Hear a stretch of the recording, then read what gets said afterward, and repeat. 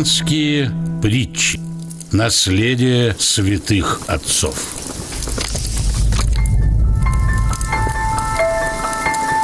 Связка гороха.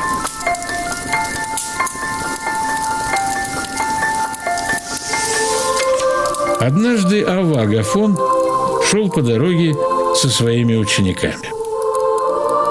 Один из них нашел на дороге небольшую связку мелкого зеленого гороха и сказал старцу: «Отец, если ты благословишь, то я возьму это».